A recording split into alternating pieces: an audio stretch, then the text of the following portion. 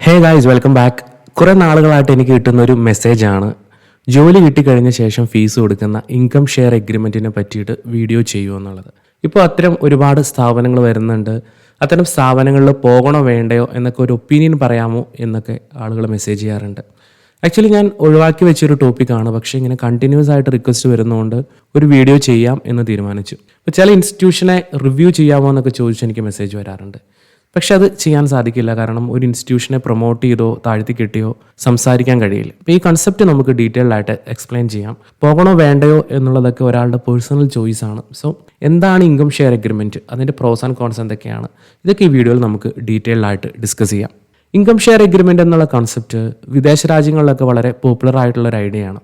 നമുക്കറിയാം എഡ്യൂക്കേഷൻ ഭയങ്കര എക്സ്പെൻസീവാണ്, എല്ലാവർക്കും അത് അഫോർഡ് ചെയ്യാൻ പറ്റണമെന്നൊന്നുമില്ല. സോ അതിനൊരു പരിഹാരം പോലെ ഇൻട്രൊഡ്യൂസ് ചെയ്തൊരു കൺസെപ്റ്റാണ് ഇൻകം ഷെയർ എഗ്രിമെൻറ്റ്. പഠിക്കുന്ന സമയത്ത് പേയ്മെൻ്റ് ഒന്നും ചെയ്യേണ്ട, പകരം ജോലി കിട്ടിയതിന് ശേഷം ആ ഫീസ് അടച്ചു തീർക്കുന്നു. ഇതാണ് ബേസിക്കലി ഇൻകം ഷെയർ എഗ്രിമെൻറ്റിൻ്റെ ഐഡിയ എന്ന് പറയുന്നത്. ശരിക്കും ഒരു എഡ്യൂക്കേഷൻ ലോൺ എടുക്കുന്ന പോലെ കുട്ടികൾക്ക് പഠിക്കാം, ജോലി കിട്ടിയ ശേഷം തിരിച്ചടയ്ക്കാം. ഇത് കോളേജ് എഡ്യൂക്കേഷനിൽ മാത്രമല്ല, എല്ലാ കോഴ്സുകൾക്കും ബാധകമാണ്. വിദേശത്തൊക്കെ വളരെ പോപ്പുലറാണ്. ഇപ്പോൾ ഈ കൺസെപ്റ്റ് തന്നെ പല രൂപത്തിൽ അവതരിപ്പിക്കപ്പെട്ടിട്ടുണ്ട്. നമ്മുടെ നാട്ടിൽ അത്ര പോപ്പുലർ അല്ലായിരുന്ന ഈ കൺസെപ്റ്റ് കുറച്ച് വർഷങ്ങളായിട്ട് പോപ്പുലറായി തുടങ്ങിയിട്ടുണ്ട്. അപ്പം മെയിനായിട്ടും സ്കില്ല് ഡെവലപ്പ് ചെയ്യുന്ന കോഴ്സുകൾ, പ്രത്യേകിച്ചും IT ഇൻഡസ്ട്രിയുടെ കോഴ്സുകളൊക്കെ പ്രൊവൈഡ് ചെയ്യുന്ന ആളുകളാണ് കേരളത്തിൽ ഇത്തരം കൺസെപ്റ്റ് ഇംപ്ലിമെൻറ്റ് ചെയ്യുന്നത്. ഇതിൻ്റെ പ്രോസസ് നോക്കിക്കഴിഞ്ഞാൽ നമുക്ക് ഫ്രീ ആയിട്ട് ട്രെയിനിങ് ലഭിക്കും, ഡൗട്ട് ക്ലിയർ ചെയ്യാനായിട്ടുള്ള ടീം ഉണ്ടാവും, പ്ലേസ്മെൻറ്റിനുള്ള സപ്പോർട്ട് കിട്ടും, എല്ലാത്തിനും ഉപരിയായിട്ട് ജോലി കിട്ടിക്കഴിഞ്ഞ് ഫീസ് അടച്ചാൽ മതി.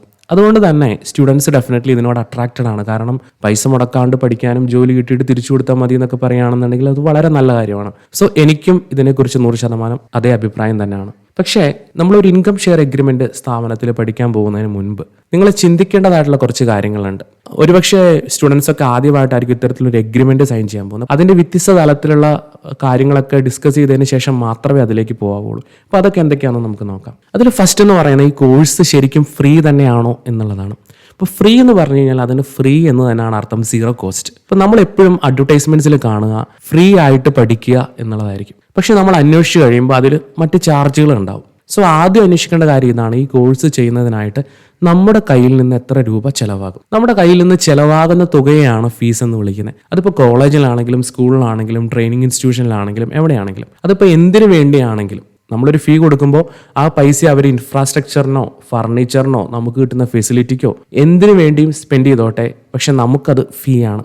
സോ ഞാൻ മനസ്സിലാക്കിയതനുസരിച്ച് 2 തരത്തിലാണ് ഈ ചാർജസ് വരാറുള്ളത്. ഒന്നെന്ന് പറയുന്ന ഒരു ഫിക്സ്ഡ് എമൗണ്ട് ആദ്യം കളക്ട് ചെയ്യും. ഇപ്പോൾ മൊത്തം കോഴ്സിൻ്റെ ഫീ ആയിട്ട് അവർ നിശ്ചയിച്ചിരിക്കുന്നത് 20,000 രൂപയാണെന്ന് കരുതുക.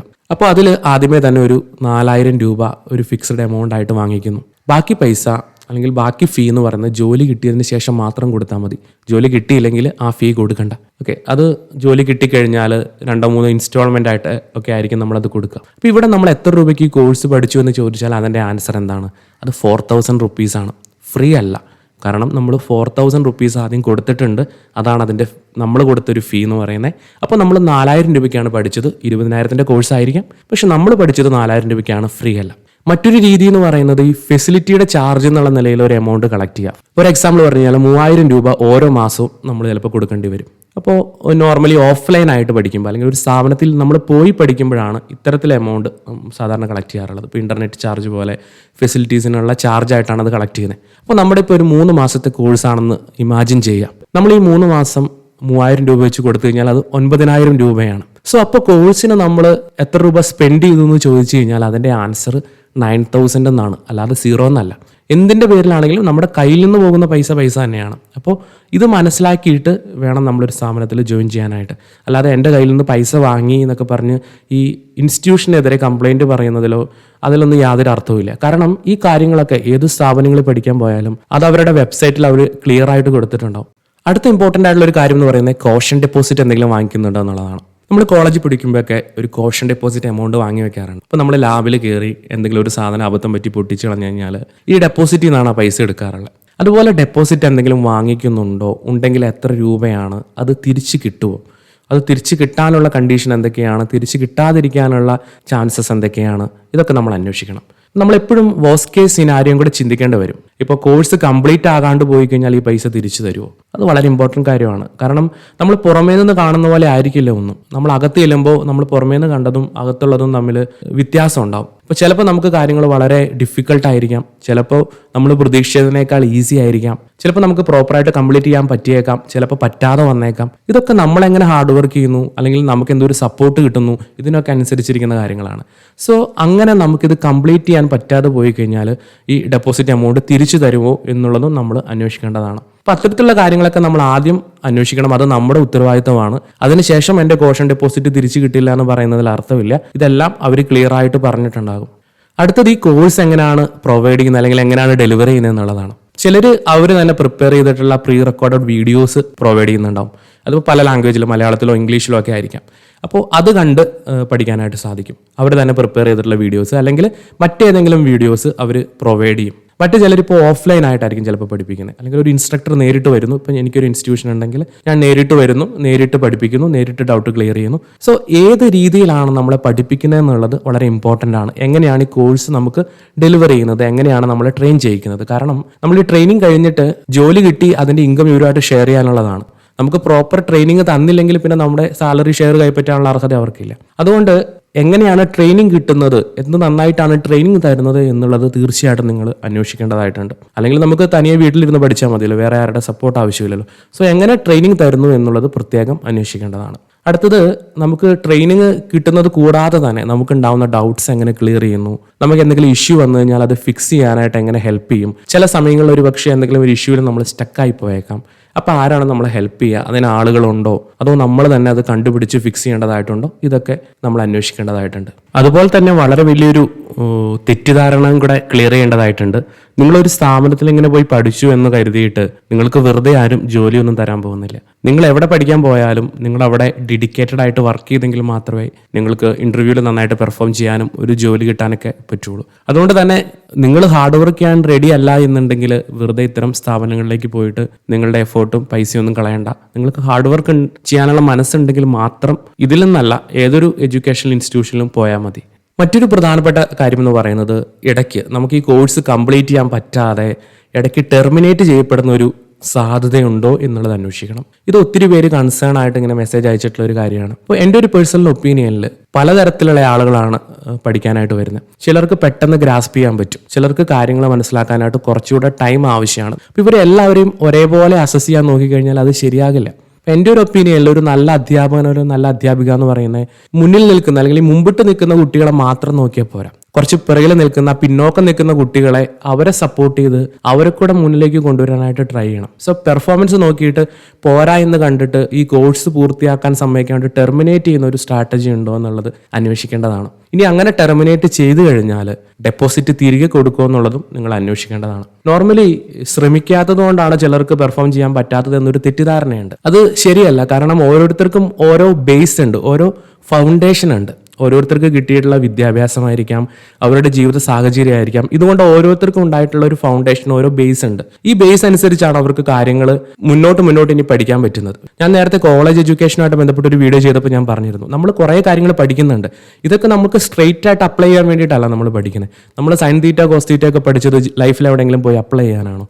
പക്ഷേ ഇതൊക്കെ നമ്മൾ പഠിച്ചതിൻ്റെ ഫലമായിട്ട് നമ്മൾ ഫോം ചെയ്തിട്ടുള്ള ഒരു ബേസ് ഉണ്ട്, ഒരു ഫൗണ്ടേഷൻ ഉണ്ട്. ഈ ഫൗണ്ടേഷൻ്റെ മുകളിലാണ് നമ്മൾ പുതിയ പുതിയ കാര്യങ്ങൾ പഠിക്കുന്നത്. ഈ ഫൗണ്ടേഷൻ പലർക്കും പല രീതിയിലായിരിക്കും.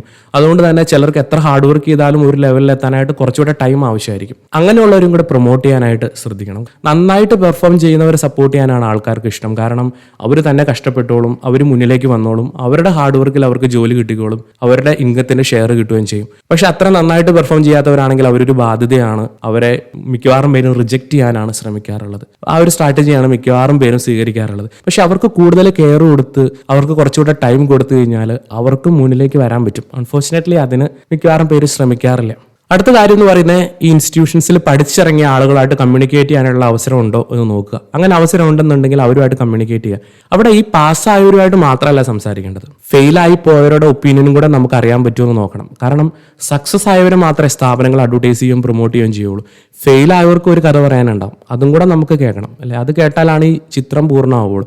സോ അത്തരത്തിലുള്ള ആളുകളെ കണ്ടുപിടിച്ച് അവരുടെ ഒപ്പീനിയനും കൂടെ ചോദിക്കാനായിട്ട് ശ്രമിക്കണം.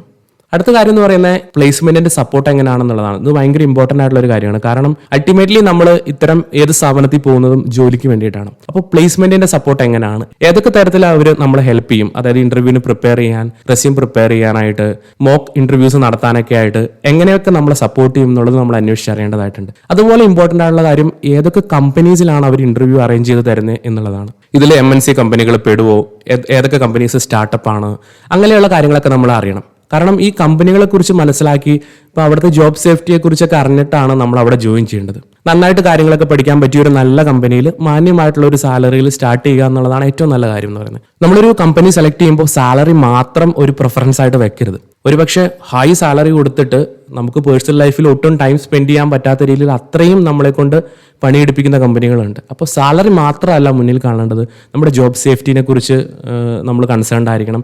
അതുപോലെ തന്നെ വർക്ക് ലൈഫ് ബാലൻസ് എങ്ങനെയാണെന്നുള്ളതും നമ്മൾ ഇമ്പോർട്ടൻ്റ് ആയിട്ട് ശ്രദ്ധിക്കേണ്ട ഒരു കാര്യമാണ്. അപ്പോൾ അതിന് കമ്പനിയായി ബന്ധപ്പെട്ട റിവ്യൂസ് ഒക്കെ വായിച്ചിട്ട് നല്ല കമ്പനീസിൽ തന്നെ ജോയിൻ ചെയ്യാനായിട്ട് പ്രത്യേകം ശ്രദ്ധിക്കണം. ഇനി ഏറ്റവും ഇമ്പോർട്ടൻ്റ് ആയിട്ടുള്ള ഈ ഇൻകം ഷെയർ എഗ്രിമെന്റിലെ ഏറ്റവും പ്രധാനപ്പെട്ട കാര്യം എന്ന് പറയുന്നത് ആ ഷെയർ എഗ്രിമെന്റ് കണ്ടീഷൻ എന്താണെന്നുള്ളത് നമ്മൾ മനസ്സിലാക്കി വെച്ചിരിക്കണം.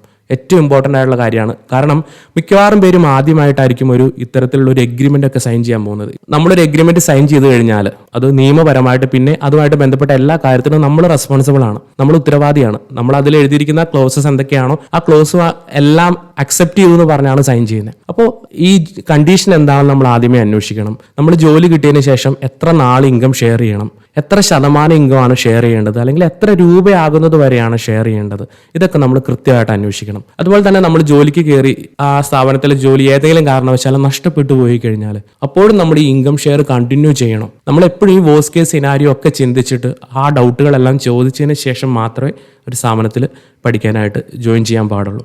അപ്പോൾ ഇതിനെക്കുറിച്ച് ഒരു ധാരണയില്ലാതെ ഇത്തരം കാര്യങ്ങളിലേക്ക് ഇറങ്ങിത്തിരിക്കരുത് എന്നുള്ളതാണ് എൻ്റെ വ്യക്തിപരമായിട്ടുള്ള അഭിപ്രായം എന്ന് പറയുന്നത്. അപ്പോൾ ആ സ്ഥാപനത്തിൻ്റെ വെബ്സൈറ്റിൽ പോവുക, ഈ പറഞ്ഞ കാര്യങ്ങളൊക്കെ ഡീറ്റെയിൽഡ് ആയിട്ട് അന്വേഷിക്കുക. എന്നിട്ട് അത് നമുക്ക് കംഫർട്ടബിൾ ആണെന്ന് തോന്നുകയാണെങ്കിൽ നമുക്ക് അതിനകത്ത് പോയിട്ട് ജോയിൻ ചെയ്യാൻ പറ്റും. ഈ കാലഘട്ടത്തിൽ നമുക്ക് ഒരുപാട് ഫ്രീ റിസോഴ്സസ് അവൈലബിൾ ആണ്. ഏതൊരു വിഷയത്തിനെ കുറിച്ചും ഡീറ്റെയിൽഡ് ആയിട്ട് പഠിക്കാനായിട്ട് ഇപ്പോൾ യൂട്യൂബ് പോലുള്ള റിസോഴ്സസ്, ഒരുപാട് ഭാഷകളിൽ ഫ്രീ ആയിട്ടുള്ള കണ്ടന്റ് അവൈലബിൾ ആണ്. ഇംഗ്ലീഷിലോ മലയാളത്തിലോ നമുക്ക് വേണ്ട മിക്കവാറും എല്ലാ ടോപ്പിക്കിലും ഇന്ന് വീഡിയോസ് അവൈലബിൾ ആണ്.